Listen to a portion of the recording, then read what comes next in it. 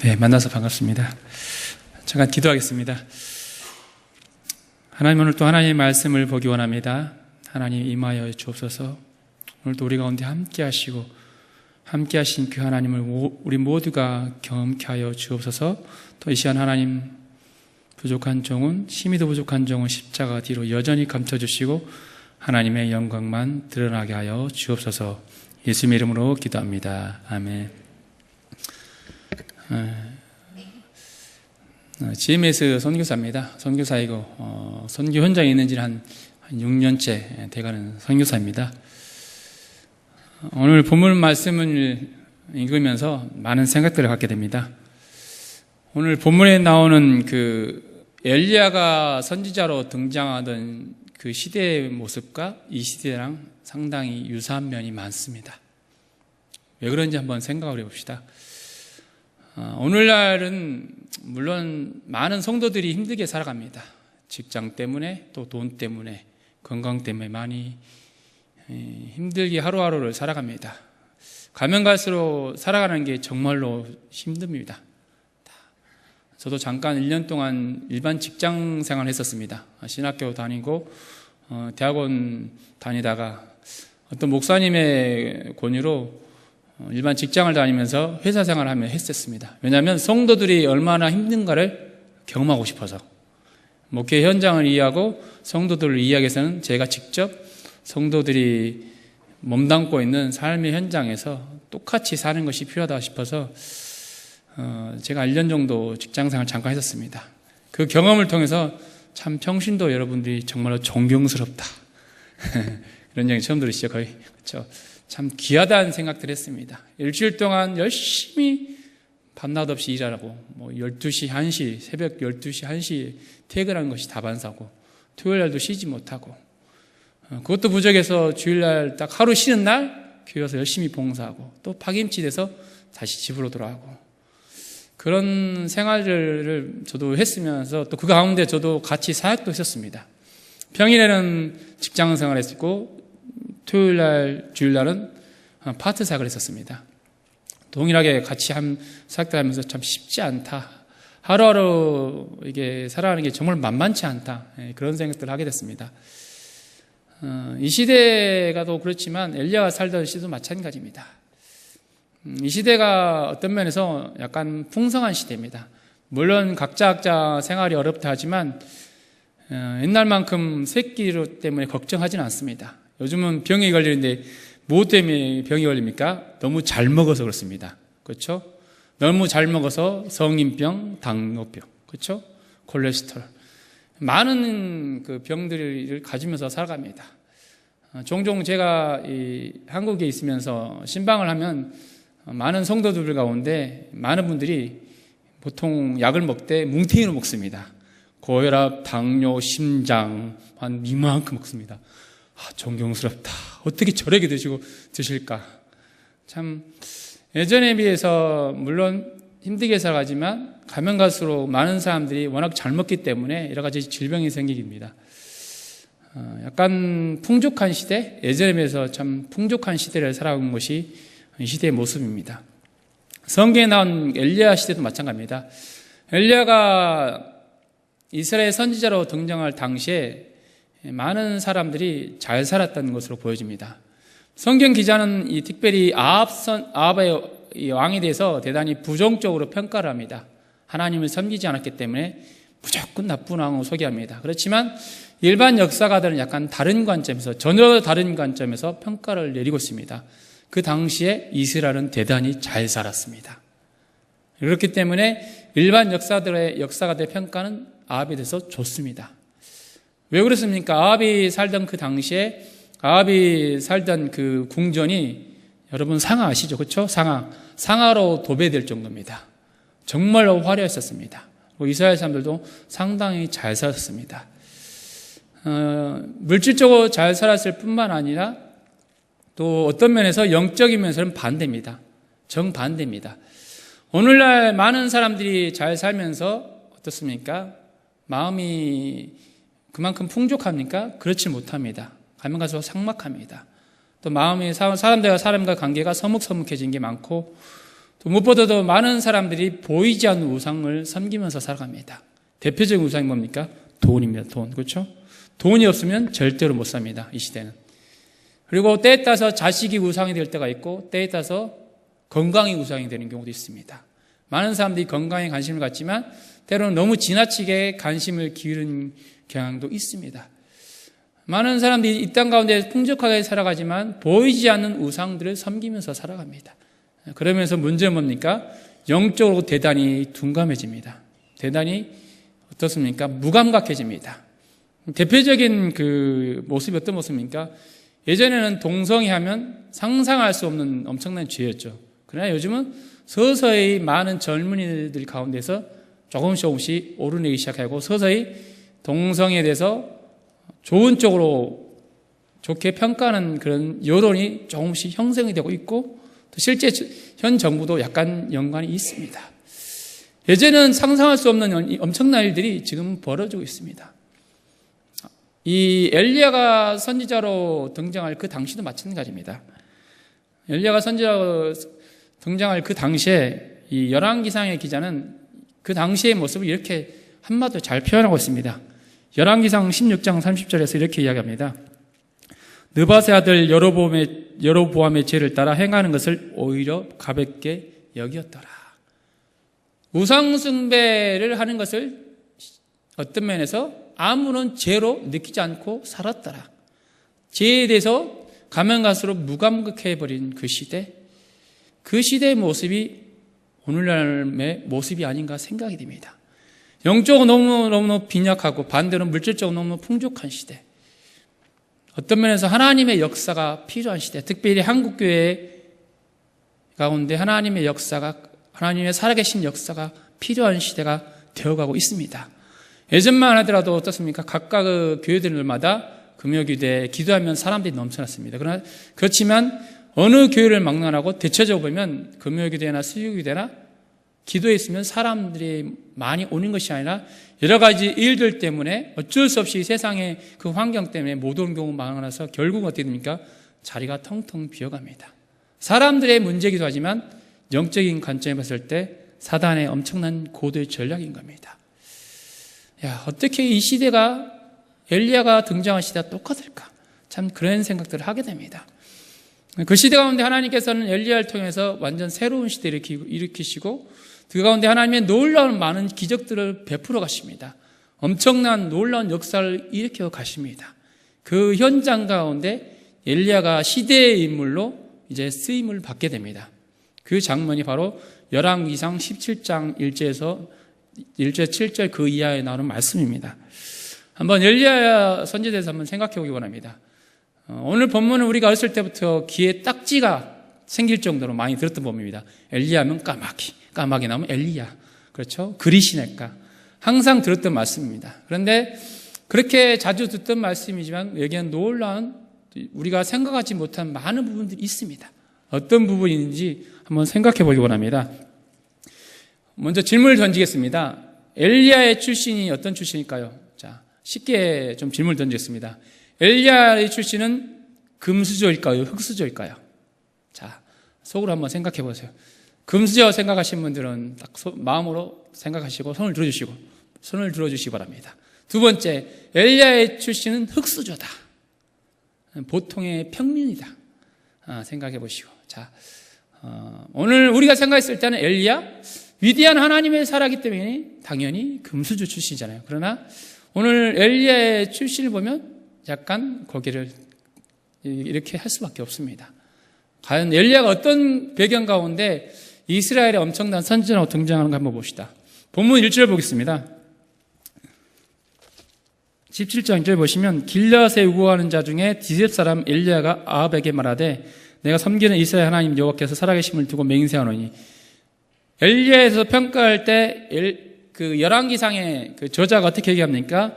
엘리야 앞에 어떤 말을 기록하고 있습니까? 길앗에 우거하는 자 중에 디셉 사람 엘리야.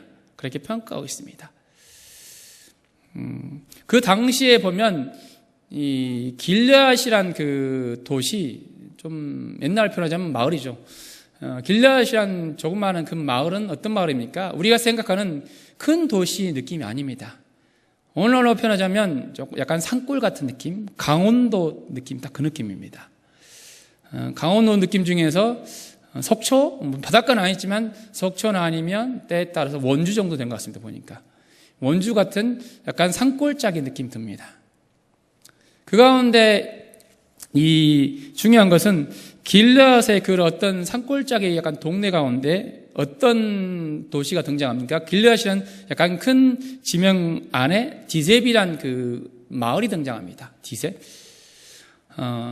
질문 하나 더 던져보겠습니다. 디셉에 대해서 많은 성경학자들이 연구를 했습니다. 이 지역이 과연 어떤 지역일까? 그런데 많은 학자들이 연구한 결과, 수십 년 동안 열심히 연구한 결과 디셉의 정확한 지역은 모른다. 디셉이 어떤 도시인지는 모른다. 많은 역사적인 자료를 뒤져봤는데 답이 안 나오는 겁니다. 도대체 어딜까? 여기저기 다 뒤져봤는데 모른다. 왜 모를까? 답은 간단합니다. 너무나 작기 때문에 그렇습니다. 진짜 촌동네 중에 저 촌동네이기 때문에 그런 겁니다. 우리가 생각하듯이 예를 들어서 강원도 행성군 무슨 면 무슨 리 하면 대부분의 사람들은 모르잖아요. 똑같은 거예요.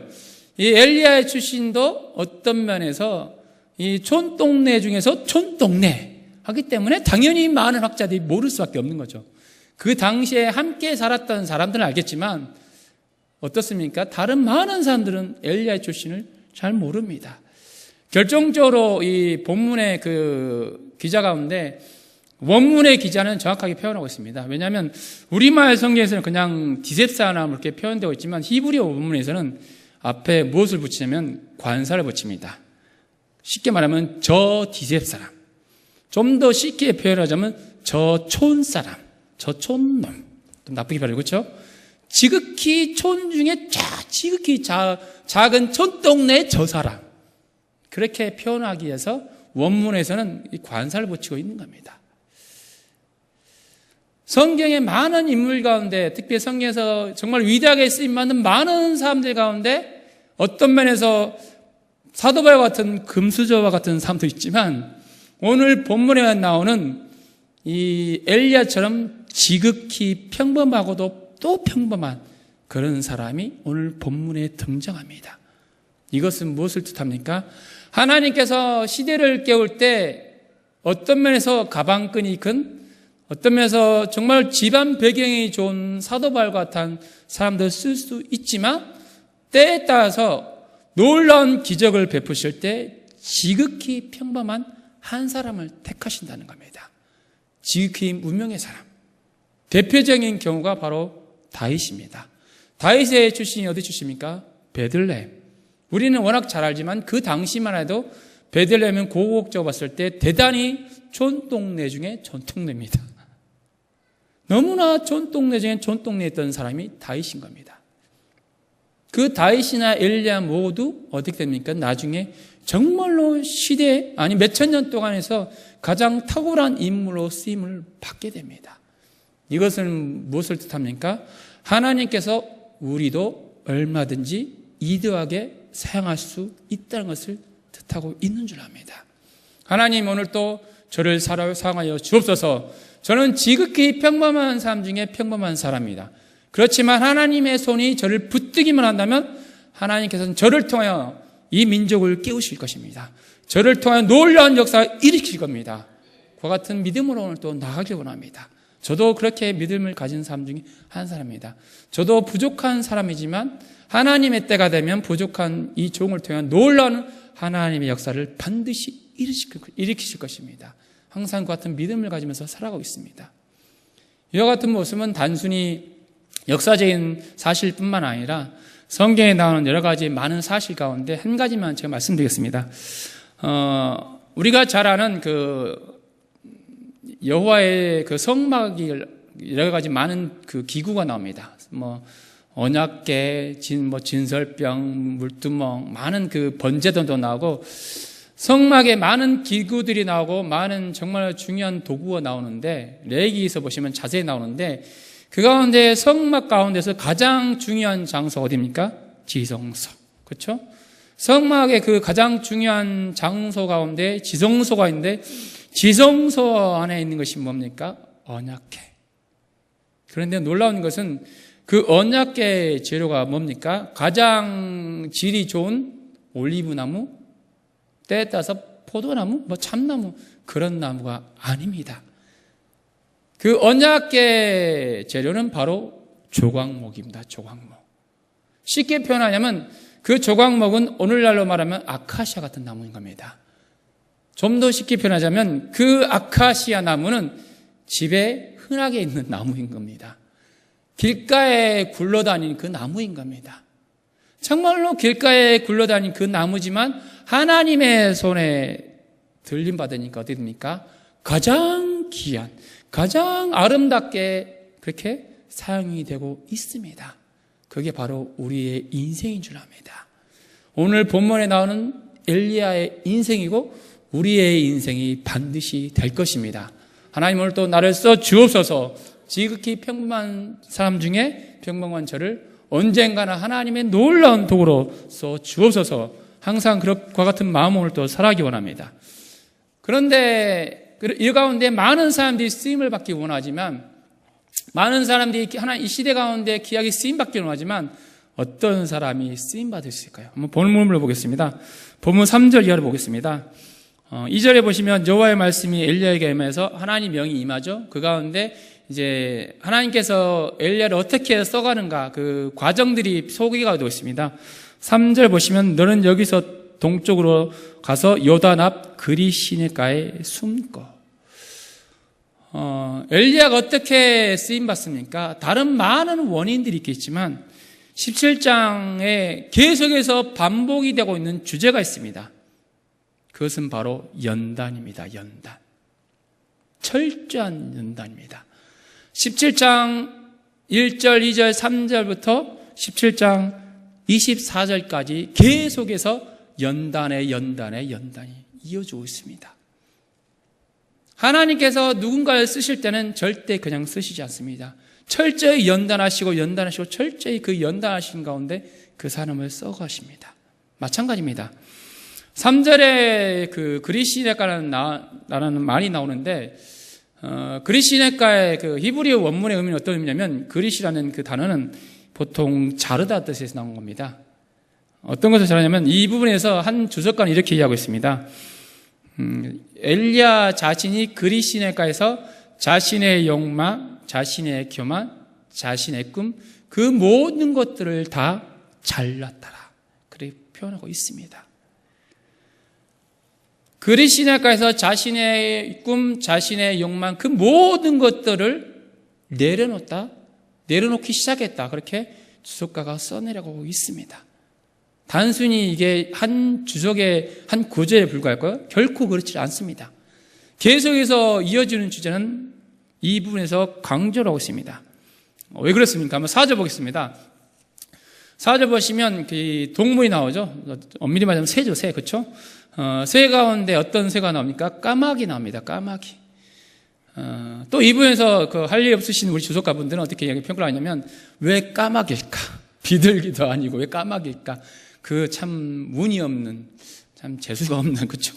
참 사람들이 안 좋게 보는 까마귀일까? 그래서 왜 까마귀가 이렇게 쓰임 받을까? 해서 여러 가지 설명을 해놨습니다. 그 가운데 까마귀 특징이 특별히 곤충과 썩은 고기도 먹기도 하고 또 많은 특징도 있습니다. 또 불결한 짐승이기도 하고 여러 가지 이유가 있겠지만, 유독 많은 오늘날 많은 학자들이 이제 주목하는 설명이 있습니다. 어떤 설명이냐면, 까마귀의 특징 중에 어떤 특징이냐면, 까마귀는 딱 일정한 양, 절대 욕심내지 않고 딱 필요한 만큼의 어느 정도 일정한 조그만 양만큼 음식을 가져다 줄 뿐인 겁니다. 이것은 무엇을 뜻합니까?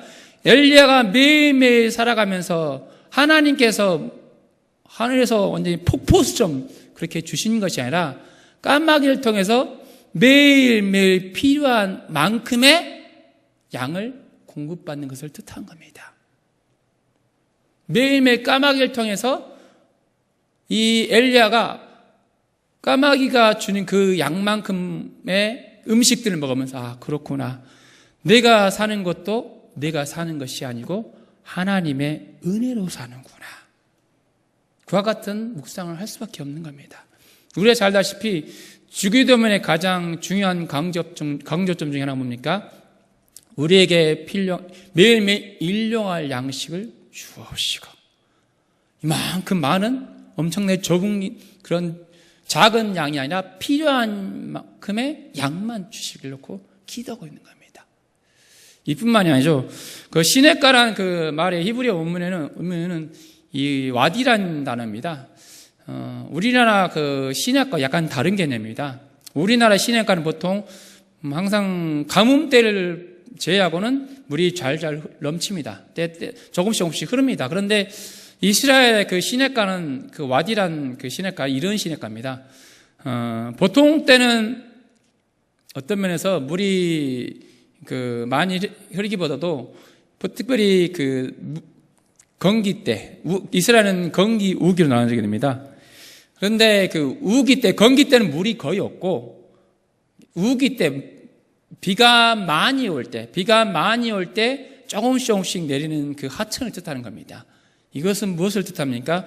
하나님께서 엘리야를 연단시킬 때 필요한 만큼의 양의 음식뿐만 아니라 물도 조종하신 것을 뜻합니다. 하루하루 살아갈 때 철저히 엘리야가 까마귀와 시냇가 그 모든 환경을 통해서 무엇을 깨닫게 됩니까? 아, 그렇구나. 내 인생은 내 힘으로 사는 게 절대 아니구나. 하나님의 은혜로 사는구나. 연세가 드시면 권사님들은 다 한 번씩 경험할 겁니다. 인생 가운데 내 힘으로 할 수 있는 게 정말로 많지 않구나. 아무리 노력해도 원하지 않는 엄청난 일들이 벌어지기도 하고, 전혀 생각지 않은데 갑자기 엄청난 일들이, 좋은 일들이 벌어지기도 하고, 그것을 통해서 권사님들이 매일매일 살아가면서 아, 그렇구나. 하나님, 내가 사는 것이 내가 사는 게 아니군요. 하나님의 은혜로 사는군요. 이와 같은 고백을 누가 합니까? 이 엘리야가 하게 됩니다. 엘리야가 이와 같은 과정을 통해서 매일매일 그가 연단을 받게 됩니다. 하나님께서 철저히 쓰신 사람은 어떤 사람이다? 매일매일 삶 가운데서 철저히 먹고 사는 문제를 통해서 연단을 또 받는 사람들. 그 가운데 그 모든 것들을 하나님께 절대적으로 내려놓고 신뢰하는 그런 사람들. 하나님, 내 먹고 사는 모든 문제 하나님께 맡깁니다. 하나님, 이 모든 것들이 내 힘으로 사는 게 아닙니다. 하나님의 은혜로 삽니다. 매일매일 힘들게 살아가고 매일매일 어렵게 살아가지만 그 가운데 하나님과 동행하고 그 가운데 자기의 모든 것들을 내놓고 철저히 하나님을 의지하는 사람으로 나가게 될 때 하나님께서는 그 사람을 시대 가운데 인물로 쓰신 줄 압니다. 하나님, 오늘 또 이런 힘든 일이 있습니다. 이런 어려움이 있습니다. 하나님, 정말로 견딜 수 없는 고통이 있습니다. 하나님, 정말로 10년, 20년을 기도해도 하나님 풀리지 않는 기도 제목들이 있습니다. 그렇지만 모든 것들을 하나님께 맡깁니다. 하나님, 역사하여 주옵소서. 하나님, 오늘 또 은혜를 더하여 주옵소서. 하나님, 전적으로 이 모든 문제를 하나님께 맡깁니다. 하나님, 전적으로 신뢰합니다. 그렇게 하나님을 전적으로 신뢰하는 그런 사람들 통해서 하나님께서 놀라운 역사를 오늘 또 일으켜 가실 줄 믿습니다. 이 시간을 통해서 모든 그런 사람들 가운데 여러분들이 그런 사람들을 간절히 원합니다. 엘리야 연단이 여기서 끝나면 좋겠지만 절대 그렇지는 않습니다. 엘리야 연단이 계속이 됩니다. 11장에 보시면 알겠지만 엘리야가 이제 먹고 사는 문제가 어느 정도 이제 끝나서 이제 됐겠다 싶었는데 17장 오늘 본문에 읽진 않았지만 17장 8절 이하의 9절 이하에 보시면 어떤 장면이냐면 엘리야가 이제 그리시나가에 물이 완전히 다 마른 상태에서 이제 하나님께서 어디로 갑니까? 시돈 땅으로 가랍니다. 그렇죠? 시돈 땅에 가라는데 특별히 사르밧의 그 과부한테로 가랍니다. 시돈 땅에 그 사르밧 가브로에게로 가라 할 때 엘리야의 마음은 어떻겠습니까? 우리가 엘리야라면 어떻습니까? 이제 고생은 종쳤다. 이제는 하나님께서 나를 가장 좋은 곳으로 인도하실 거야. 지금까지는 죽도록 연단받아 고생했는데 이제는 괜찮겠지.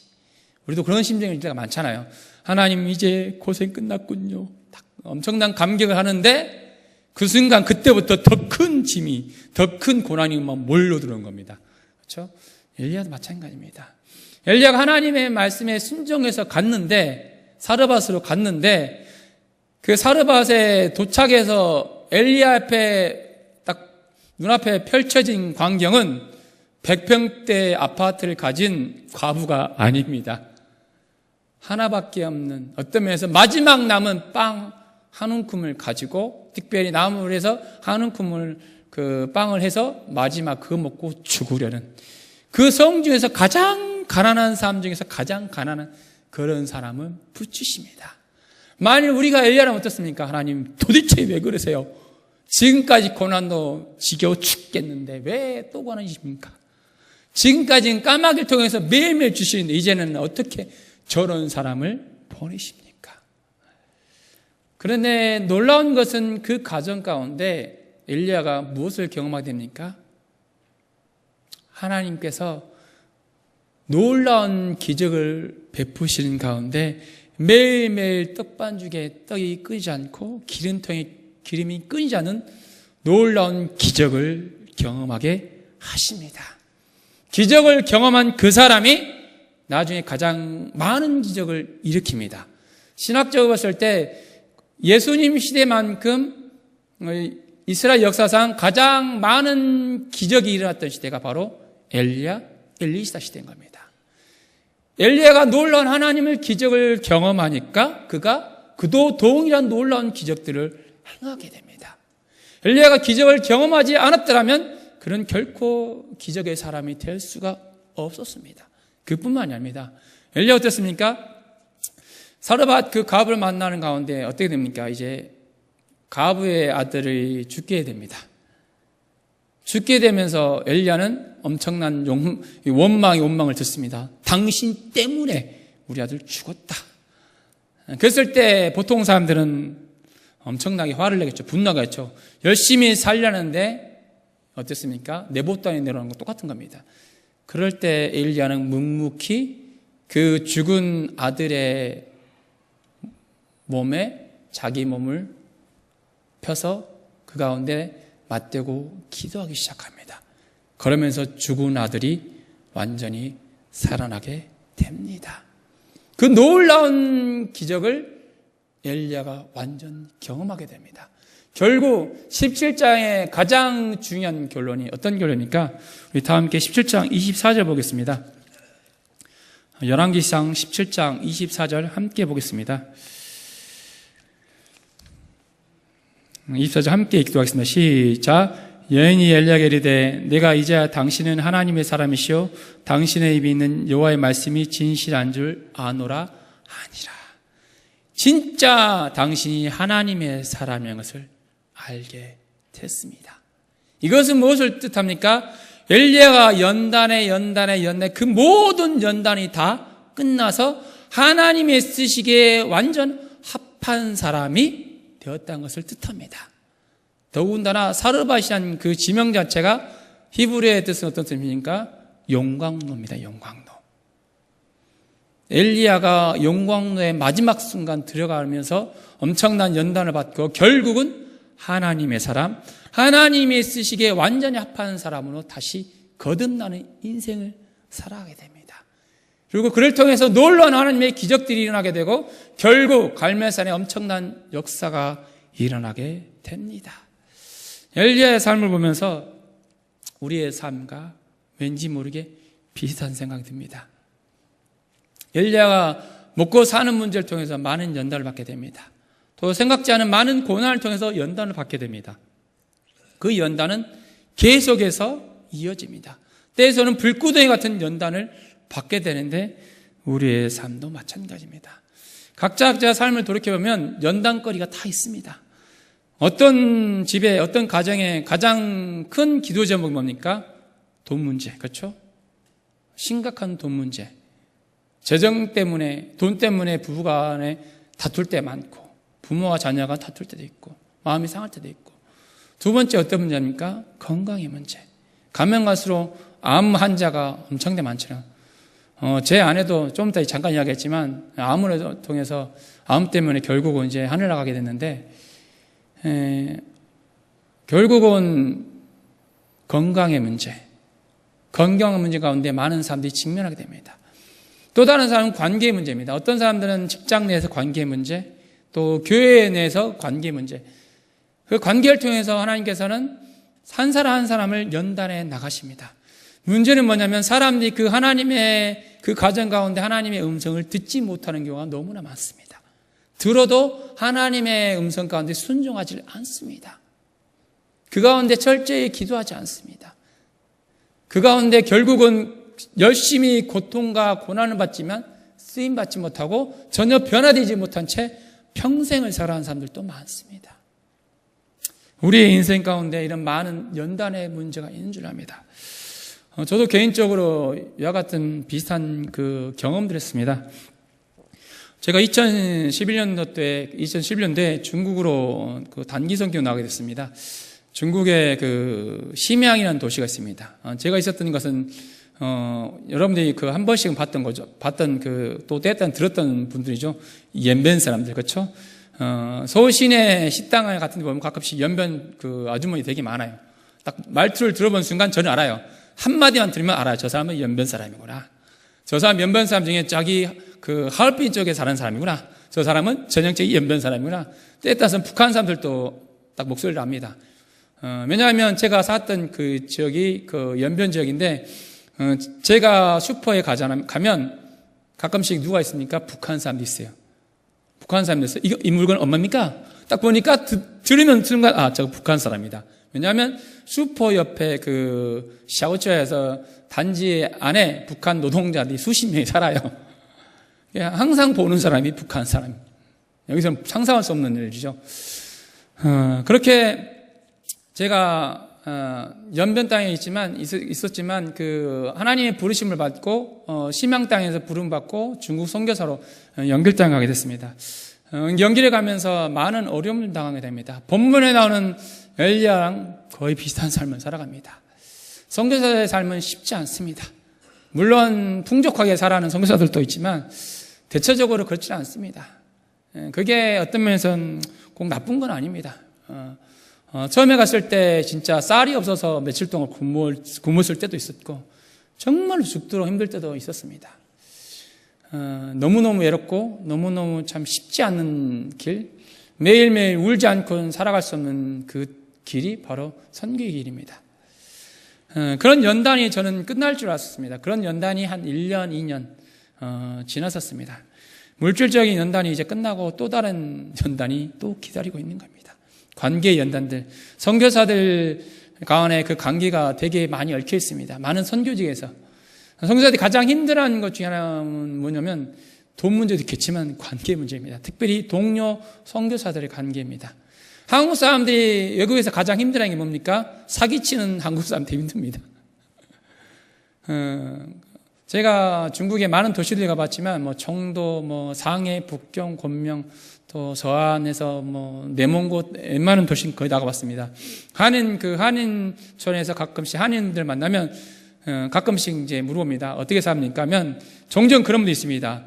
똑같은 한국 사람의 사기당해서 머리가 돌겠다.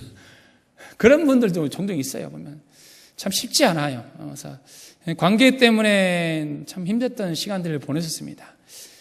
그러면서 사역의 방향 때문에 고민했었고 그 가운데 하나님께서 주신 그 사역의 방을 놓고 특별히 중국 사람들을 저의 꿈은 중국 사람들을 깨워서 그들을 열방으로 보내는 게 저의 꿈입니다. 지금도 꿈이고 앞으로의 저의 영원한 꿈입니다. 중국은 중국에서 엄청난 선교사들이 이제 쏟아져 나오기 시작했습니다. 많은 선교사들이 어디로 갑니까? 북한 땅으로 갑니다. 특별히 제가 있었던 연길, 길림성 그쪽에서 수십 명, 많게 수백 명의 중국 사람들이 북한 영혼들 구원하러 북한에 들어갑니다. 또 많은 이들이 아프가니스탄에 들어갑니다. 언젠가 아프가니스탄에 그쪽에서 사역하신 선교사님이 그 이야기를 합니다. 아프가니스탄에서 가장 용감한 사람이 한 사람이 있다. 중국 사람이다. 많은 사람들이 싫어하는 그 이슬람 지역에서 예수 믿으세요. 예수 전당 불신종, 노방전도 무식하게 하는 사람들이 어떤 담대한 거죠? 중국 사람입니다. 한국 사람들은 한마디도 못합니다. 무서워서. 어떤 면에서 참 때 따라서 참 무식해 보이지만 그러나 정말 순수하게 전하는 사람도 있습니다. 때에 따라서 모슬렘으로 많은 사람들이 가게 됩니다. 앞으로 중국에서 파송하는 선교사의 수가 한국에서 파송하는 선교사보다 2배, 3배, 5배 그 이상이 훨씬 더 많아질 겁니다. 그게 선교적인 추세인 겁니다. 그와 같은 목표를 위해서 저는 지금까지 달려왔었는데 그 과정 가운데 열심히 이제 저는 많은 중국을 개혁해서 주일학교 교사를 세웠고 또 때에 따라 신학교 교사를 했었는데 많은 그 시간들 가운데 작년에 큰 어려움을 당했습니다. 작년에 한 12월 중순에 같이 모임을 가지고 있었는데 모임을 가지기 위해서 시내에 한 식당이 있었습니다. 식당에서 이제 모였을 때 어떤 일이 있었냐면 그때 모인 사람들은 이제 보통 저희 GMS 총회 그 세계 선교회 그 지부 같은 사람들입니다. 같은 식구들인 겁니다. 모였는데 한 6, 7가지 모였죠. 모였는데 갑자기 수십 명의 사람들 사복 입은 경찰들이 쳐들어옵니다.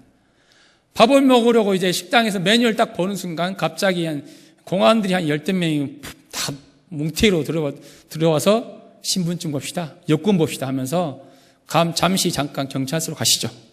그래서 그때 한 20여 명 가까이 그 공안들이 갑자기 쳐들어와서 그 식당에 있던 모든 선교사들 전부 일시에 연행을 갑니다. 문제는 저희들이면 좋겠지만 그때 제 딸이 10살이었으니까 10살 딸, 때에 따라서 5살 다른 선교사님 딸까지 데리고 갑니다. 밤새 내내 조사를 벌입니다. 그 가운데 제 딸도 그렇고 그 선교사님 딸도 그렇고 공안의 그 엄청난 험악한 분위기 가운데서 거기서 책상에서 잠답니다. 아빠 조사받고 엄마 조사받고 제 딸은 울다 자고 거의 진짜 상상할 수 없는 일들이 참 벌어지겠습니다. 중국 공안 역사상 그렇게 많은 사람들을 한꺼번에 연행해 간 적이 한 번도 없었습니다. 앞으로도 없을 겁니다. 결국 그런 과정들 가운데 진짜 정말 참 힘들구나. 이게 공안의 조사가 똑같은 했던 말 똑같이 또 하고 하면서 한 3주, 4주 반복되는 가운데 그 가운데 결국 올해 1월 중순에 나오게 됩니다. 한 14가정, 통합측, 저희 합동측 교단 14가정 한 60명 정도 다 나왔습니다. 신문에 나왔었고, 이제 저희들은 다시 못 들어가게 되면 중국 한 5년 후에 들어가야 되는데 엄청난 참 고난들이 찾아왔습니다. 저는 하나님께 그때 기도했습니다. 하나님, 저는 중국 땅에서 오직 하나님만 바라봤습니다. 오직 주님만 바라봤습니다. 오직 향기만 바랐습니다. 하나님, 정말 어느 누구보다도 성실하게 정직하게 선교와 노력했었고 여러 가지 넓은 길이 있었지만 제가 택할 수 있는 좋은 길이 있었지만 저는 그 모든 좋은 길을 다 포기하고 오직 하나님이 명하신 그 정직한 길을 갔습니다. 그런데 하나님 왜 그러세요? 그런 질문들이 제 마음 깊은 곳에서 울려 퍼지기 시작했습니다.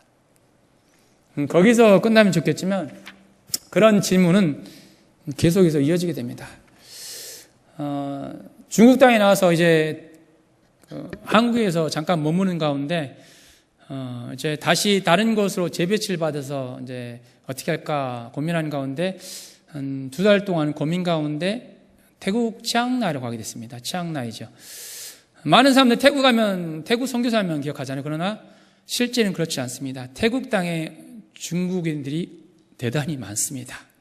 중국 땅에 없는 곳이 없겠지만 중국 사람이 없는 사람이 없겠지만 중국 제가 있던 지역이 치앙라이 지역인데 치앙라이 인근에 중국인 가운데 특별히 그 부모나 할아버지가 중국어를 쓰는 중국계 후손들이 있는 그 마을도 있는데 인구가 한 2,000명이 됩니다. 교회가 35개 교회 됩니다. 그뿐만이 아니죠. 그 지도 잠깐 보시겠어요? 혹시 지도 보시면 치앙라이 지도 보면 그 치앙라이 나중에 보시면 알겠지만 치앙라이라는 그 지역의 위쪽 보면 미얀마 지역이 있습니다. 미얀마 치앙라이 이쪽은 미얀마, 이쪽은 라오스입니다. 근데 그쵸 보죠. 저 빨간 표시된 위쪽에 왼쪽에 미얀마, 오른쪽이 라오스입니다. 근데 저 위쪽에 미얀마 지역이 그 미얀마의 그 제2의 도시인 만델라의 북쪽 지역인데 거기에 중국이 특히 중국말을 쓰는 중국계 후손들이 수만 명이 이릅니다. 저 위쪽에서 TV에 나오는 방군 지역에서 약간 밑에 지역에는 많은 지역들 가운데서 많은 사람들이 중국 돈을 씁니다. 더 중요한 것은 미얀마 교회 가운데 하나님의 부흥이 지금 임하고 있습니다. 처음 들어보시죠? 그렇죠? 어느 정도 뜨거냐면 미얀마 땅에 하나님의 부흥이 임해서 가는 곳마다 불덩입니다. 교회마다 사람들이 차고 넘칩니다. 정말로 공산 미얀마 어쩌면 독재 정권이죠. 미얀마 독재 정권 안에 있는 미얀마 사람들이 너무너무 순수합니다. 너무너무 그들이 영적으로 갈급합니다. 가서 복음을 전하면 어떤 사람들이 복음을 전하면 거의 한 60%, 70%는 다 받아들입니다. 엄청난 부흥이 지금 미얀마 땅에서 이루어지고 있습니다. 그리고 그 가운데 미얀마의 그 땅에서 살아갈 수많은 신학생들이 이제 서서히 이제 만들어지고 교육받기 시작했습니다.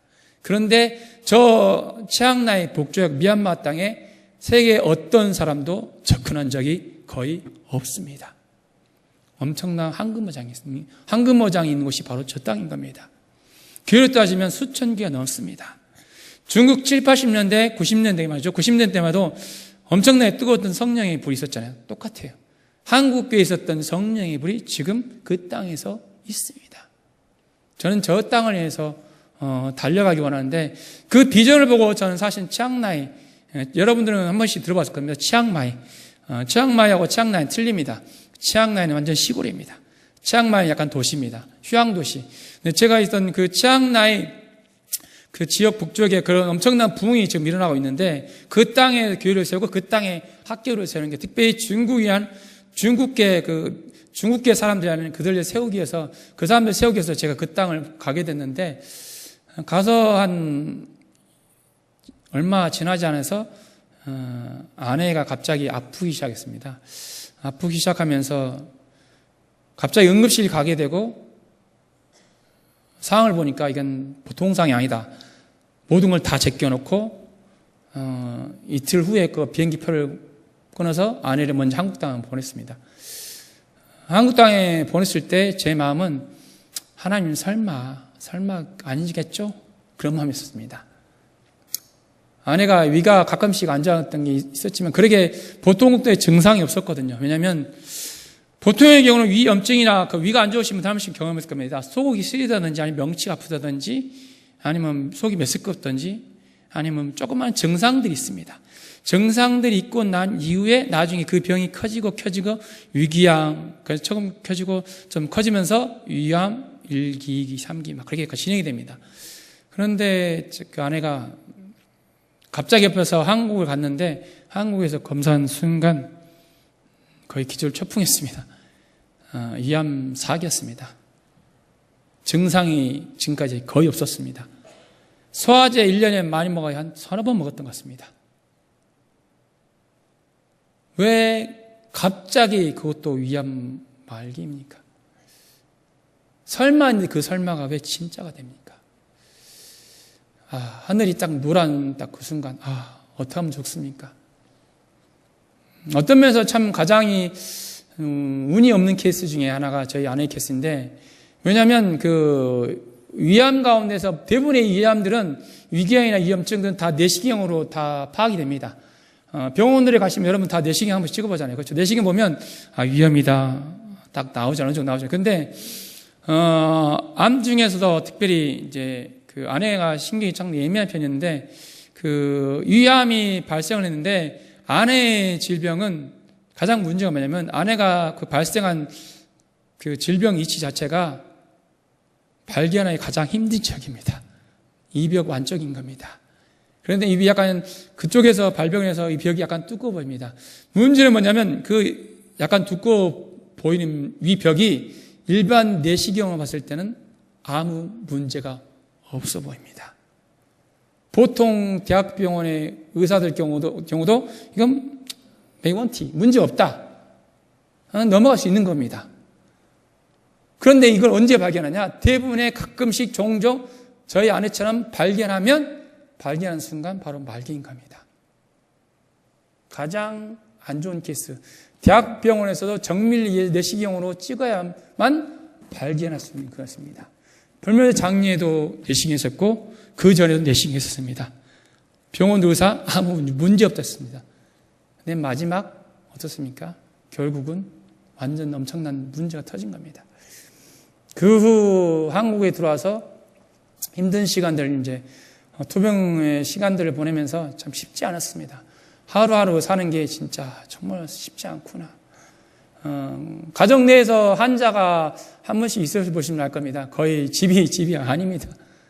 모든 포커스가 그 환자에게 맞춰지기 때문에 자녀고 남편이고 또 내 아내고 스케줄 모든 게 다 없는 겁니다. 오직 한 사람만 올인하게 됩니다. 결국 저나 하나밖에 없는 제 딸도 마찬가지지만 그 딸도 이제 올인하게 됩니다. 올인해서 이제 쉽지 않은 그 어려움들 많이 겪게 되고, 갑자기 또 그 병이 보통은 말기 환자들은 6개월에서 1년 정도를 사게 됩니다. 그런데 아내는 검사 받은 지 4개월 만에 정확히 한 달 전에, 거의 한 달 전에 천국으로 가게 됩니다. 그 과정들 가운데 너무나 쉽지 않았습니다. 왜 나에게 이런 일이 벌어집니까? 왜 하나님 왜 그러세요? 선교에서 오직 하나님만 바라고 정말로 정직하게 사역하라고 발버둥을 쳤던 사람이고 정말로 열심히 사역하라고 발버둥을 쳤었고 아내도 그 안 좋은 흐름 가운데 쓸려다지 않고 어떻게든 정직하게 신실하게 사역을 하려고 했는데 왜 정말로 많은 사람들 가운데 진짜 선교지에서 보면 그렇지 않은 사람들도 많거든요. 왜 그런 사람들은 내버려 두시고 왜 하필 아내입니까? 또 가장 안타까운 어떤 것은 아내가 이제 마지막 그 가운데 이제 그 질병에 걸리시고 폐도 마찬가지, 간도 마찬가지지만 암의 그 말기가 되면 어떤 일이 벌어지냐면 복수가 차게 됩니다. 황달이 찾아옵니다. 그러다 결국은 이제 움직이지 못하게 숨이 가쁘게 되고 결국은 그 가운데 많은 사람들이 천국을 가게 됩니다. 아내가 그런 과정들을 하나하나씩 겪게 되는데 어떤 기적들이 있었냐면 갑자기 그런 기적이 일어났습니다. 복수가 찼던 부분이 이제 조금씩 빠질 줄 알았는데 복수가 찼던 그 부분이 복수 대신 뭐로 바뀌었냐면 종양으로 바뀝니다. 암덩어리로 바뀝니다. 더 이상 이제 복수 뺄 수도 없는 겁니다. 그래서 거의 임신 4개월, 5개월만큼 배가 나왔습니다. 그러면서 정말 힘든 시간도 보냅니다. 하루하루 고통의 연속인 겁니다. 그 가운데 하나님께서 기적을 베푸셨는데 어느 순간 이제 기도하는데 갑자기 오바이트를 하기 시작합니다. 오바이트를 하기 시작하면서 오바이트 하는 순간 뭐가 나냐면 아내 입에서 녹색 물 같은 게 나옵니다. 근데 알고 보니까 그 녹색 물은 하나님께서 기도하는 가운데 암덩을 다 치료하셨어요. 거의 다. 90% 이상, 95% 이상 다 치료하셔서 그러면서 자연스럽게 그 치료했던 남은 그 찌꺼기 안 좋은 것들이 다 오바이트를 통해서 나오게 됩니다. 이렇게 배불렀던 배가 싹 들어갔습니다. 저희들은 생각했습니다. 이제 살았다. 정말로 열심히 기도하는 가운데 천국 가기 한 4일 전, 5일 전까지도 배가 완전 다 들어갔습니다. 누가 봐도 암이 걸리지 않을 정도로 엄청난 기적들이 일어났습니다. 저희들은 정말 기뻤습니다. 이제 살았구나. 근데 마지막 결국 고비를 못 넘게 됩니다. 환자들은 대부분 어떤 결정이냐면 최후의 마지막 순간은 삶을 포기합니다. 너무너무 힘들기 때문에. 질병의 대부분이 다 나았지만 마지막 결국은 기력이 없게 됩니다. 결국 아내도 그렇게 해서 세상을 뜨게 되는데 너무너무 생각할 때마다 안타까운 거예요. 왜 하나님 왜 그러세요? 아내를 먼저 하늘로 올려보내놓고 참 많은 힘든 시간들을 보낸 가운데 하나님 도대체 왜 그러세요? 계속해서 질문만 던져진 겁니다. 그 가운데 답이 안 나오는 겁니다. 그때 하나님께서 부족한 종에게 하신 말씀이 있습니다. 욥기 42장 5절입니다. 욥기 42장 5절 보시면 죽기에 대하여 귀로만 들었으나 이제는 내가 주를 봅니다. 하나님, 제가 지금은 하나님의 그 뜻을 이해 못합니다. 정말로 그 하나님의 뜻을 이해 못합니다. 이해할 수 없습니다. 그렇지만 중요한 것은 하나님께서는 나를 가장 좋은 길로 인도하실 것입니다. 하나님은 여전히 좋은 분이십니다. 난 그 하나님은 천국 가는 그 순간까지 절대적으로 신뢰하겠습니다. 아내가 병에 갈 때 저는 개인적으로 의심한 적이 한 번도 없었어요. 참 보면서 흔들렸던 적이 한 번도 없었던 것 같아요. 정말로 딱 이런 상태였거든요.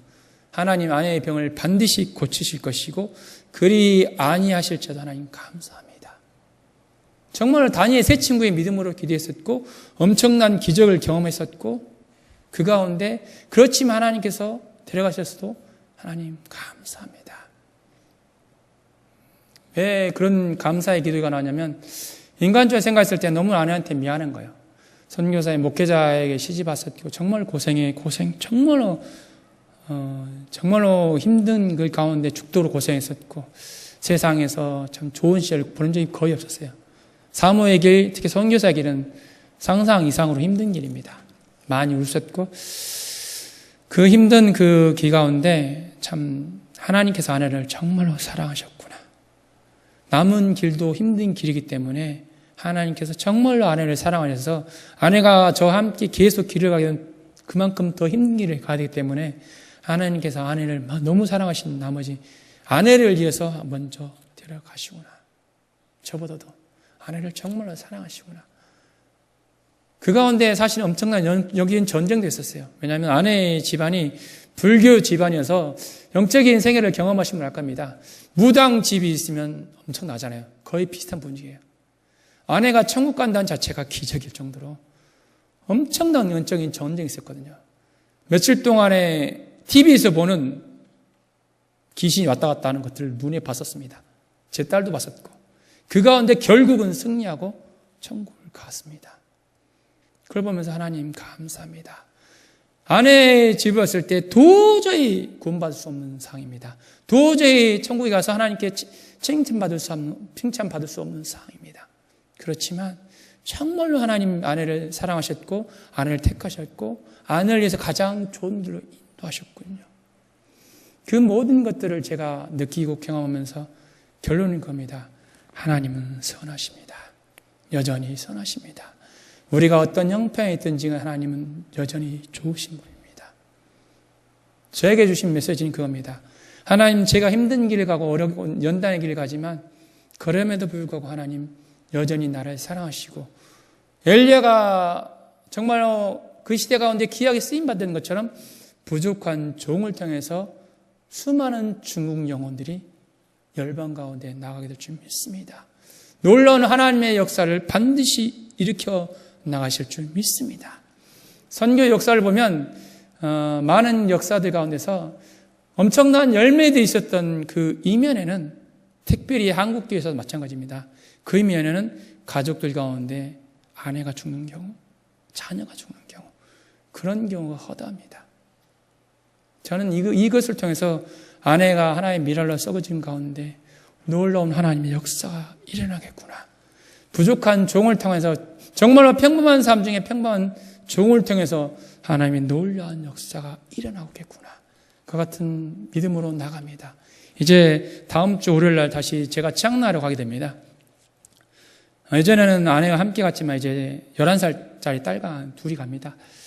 쉽지 않는 길입니다. 매일매일 살아가는 게 참 쉽지 않습니다. 너무너무 허전할 때 많고 특별히 딸과 있을 때는 모르겠는데 딸이 없을 때는 울 때도 많습니다. 너무너무 그리우니까. 너무너무 보고 싶으니까.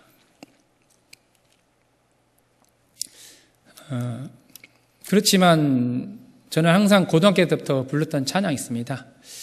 찬양 아신 분은 별로 없을 겁니다. 전 고등학교 때 3년 동안 항상 불렀던 찬양이 있습니다.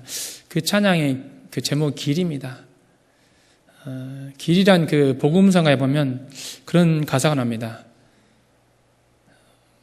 갈래갈래 갈림길 길이라도 내게 주신 주의 길 따라가려고 갈래갈래 갈길 길이라도 내게 주신 주의 길 따라가려고 그러면서 그 길의 저자가 마지막 포커스는 천국입니다.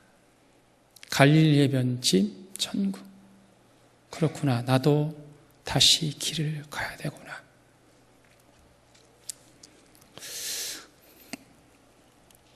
아내가 있는 그 길, 그 천국을 위해서 딸과 함께 열심히 달려가야 되구나.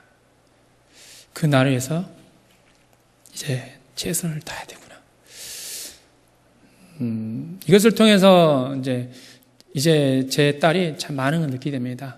제 딸의 가장 중요한 고백은 겁니다. 아빠, 나도 반드시 천국 가고 싶어. 엄마처럼 죽는 그 생각까지 나는 승리할 거야. 이것을 통해서 제 딸의 믿음이 정말 아름답게 성장하는 것을 봅니다. 하나의 미랄이 떨어졌고 그것을 통해서 제 딸이 이제 그 길을 가려하고 제 딸의 꿈도 선교사입니다. 물론 어떤 선교사로 나갈지는 제 딸은 아직 결정 안 했지만 평신도 선교사로 특히 외교관 여러 가지 그 평신도 선교사로 나가고 싶어 하는데 참 그걸 보면서 그렇구나. 모든 것이 이게 헛된 게 없구나. 아내가 미랄을 써주고 제 딸이 아름답게 서전하고 또 부족한 여러 가지 과정을 통해 여러 가지 부족한 저를 통해서 하나님께서 놀라운 역사를 일으켜 가시구나. 그 좋으신 하나님이 나를 가장 좋은 길로 인도하시구나. 같은 것을 고백하게 됩니다. 우리의 삶 가운데는 마찬가지입니다. 각자 삶 가운데 힘든 부분이 많습니다. 연단의 제목들이 너무너무 많습니다. 그 제목들이 많이 있지만 항상 기억해야 할 한 가지 사실은 하나님은 나에게 가장 좋은 분이십니다. 여전히 가장 좋은 분이십니다. 그러므로 절대적으로 하나님을 신뢰하기 원합니다. 내 숨쉬는 그 순간까지 나는 하나님을 절대적으로 신뢰합니다. 나에게 어떤 고난이 닥쳐도 신뢰합니다. 나에게 어떤 어려움이 와도 나는 하나님을 끝까지 신뢰합니다. 하나님 역사하여 주옵소서. 그렇게 믿음으로 하루하루 살아가기 원합니다. 이제 태국 땅에 되는데 생각날 때 정말로 저에서 기도해 주시기 바랍니다. 아내를 위해서 기도해 줬다는 걸 우리 서울 홍성교회 성도분들이 기도해 줬다는 걸 들었는데 참 감사드립니다. 혹시 기억나서 또 저희 기도할 때 끝까지 그 길을 갈 수 있도록 하나님께서 영혼간의 강건함을 할 수 있도록 기도해 주시기 바랍니다. 정말 성령 충만이 필요합니다. 태국 땅은 만만치 않은 땅입니다. 불상이 엄청납니다. 상상 이상으로 엄청난 불상들이 많기 때문에 태국 땅에서 많은 태국 선교사들이 대부분이 다 너무너무 힘들어합니다. 너무나 영적으로 심각한 전쟁이 벌어졌기 때문에 그렇습니다. 그 땅에서 영적으로 항상 승리할 수 있도록 성령 충만할 수 있도록 특별히 건강할 수 있도록 기도해 주시기 바랍니다. 또 그 가운데 제 딸이 그곳에 잘 적응해 나서 하나님께서 주신 그 중국 영혼들 수천 명, 수만 명의 그 중국 영혼들을 잘 부족한 종을 통해서 잘 그들이 일어나고 그들이 열방 가운데 나아갈 수 있도록 기도해 주시길 바랍니다. 기도하시겠습니다. 하나님, 오늘 또 우리의 삶 가운데서 하나님을 매 순간순간 찾게 됩니다. 하나님, 정말로 힘들어요. 너무너무 힘들어요. 물질 문제 때문에 정말 하나님 살기 싫어요. 하나님 건강 때문에, 자녀 때문에 너무너무 살기 힘들어요. 그렇게 울 때가 너무나 많습니다. 하나님, 그때그때마다 하나님 오늘 또 찾아와 주옵소서. 그때그때마다 연단하신 그 하나님을 보게 하여 주옵소서. 정말 그때그때마다 하나님의 음성을 듣게 하여 주옵소서. 오늘도 기도합니다. 그 하나님의 음성에 민감하게 하시고 철저히 순종해 나갈 수 있도록 도와주옵소서. 어떤 상황과 어떤 환경이 펼쳐질지라도 하나님은 나에게 가장 좋은 분이시야. 여전히 끝까지 믿음의 고백들을 해나갈 수 있도록 도와주옵소서. 하나님, 지금 이 순간 도무지 이해할 수 없어요. 내 이성으로는 도저히 이해가 안 돼요. 그렇지만 언젠가는 하나님의 뜻을 100% 이해할 때가 올 줄 믿습니다. 주여, 그때를 바라봅니다. 주여, 오늘도 믿음으로 나갑니다. 오늘도 도와주옵소서. 그렇게 고백하면서 나갈 수 있도록 도와주옵소서. 정말 서울 홍성교회를 통해서 특별히 마지막 때 가운데 귀한 놀라운 역사 일어나기 원합니다. 하나님, 특별히 기도의 부흥의 역사가 일어나기 원합니다. 선교의 부흥의 역사가 일어나기 원합니다. 말씀의 부흥의 역사가 일어나기 원합니다. 특별히 마지막 때 가운데 믿는 사람을 찾아보기 힘든 이때 가운데 각각의 성도 한 사람 한 사람이 하나님 보시기에 온전한 성도로 하나님 세워져 나갈 수 있도록 도와주옵소서. 정말 하나님께서 기뻐하시는 성도 한 사람 한 사람 될 수 있도록 도와주옵소서. 마지막 시대 가운데 우리를 귀하게 써 주옵소서. 엘리야처럼 하나님 우리를 통하여 이 땅을 깨워 주옵소서. 죽어가는 이 땅을 변화시켜 주옵소서. 죽어가는 한 영 한 영혼이 오늘 또 우리를 통하여 돌아오게 하여 주옵소서. 하나님, 새생명 축제, 하나님 VIP 축제를 통해서 잃어버린 한 영혼이 꼭 돌아오게 하여 주옵소서. 예수님의 이름으로 기도드립니다. 아멘.